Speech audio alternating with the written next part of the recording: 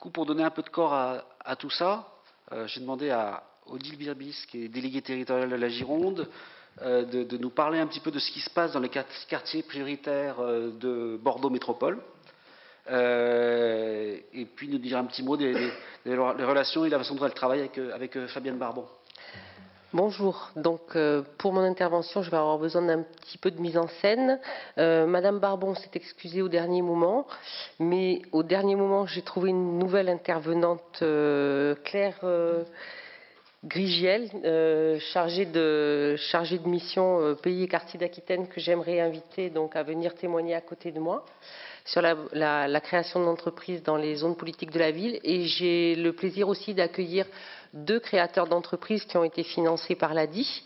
Je vais les prier de venir s'installer à la tribune.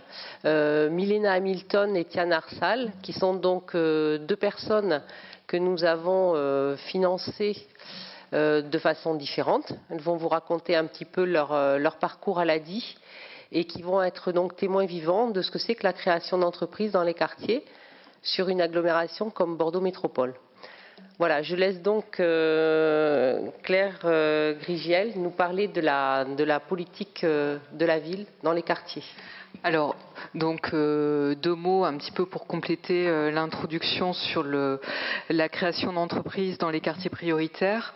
C'est vrai que actuellement, suite à la loi pour la ville et la cohésion urbaine, se sont mis en place les contrats de ville sur l'année 2015.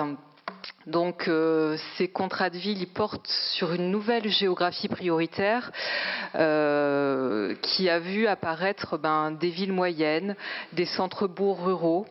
C'est pour ça que effectivement, en politique de la ville, on peut accompagner des créateurs en milieu rural. Je pense à Sainte-Foy-la-Grande, je pense à Villeneuve-sur-Lot.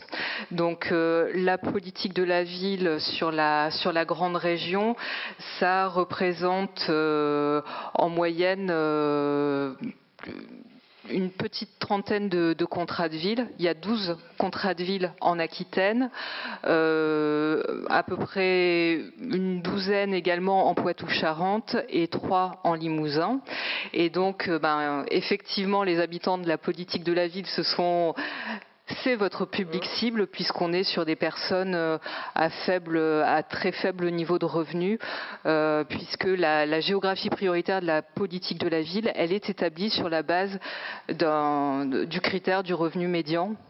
Voilà, qui identifie ces populations. Et juste un dernier mot sur les contrats de ville.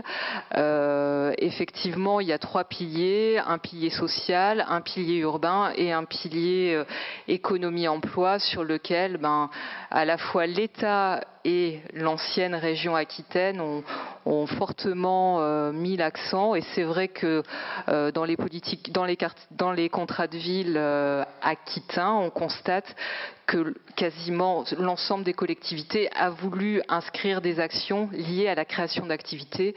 La création d'activités étant effectivement envisagée comme une alternative à l'emploi salarié, une solution au chômage, un moyen de trouver un revenu complémentaire. Voilà.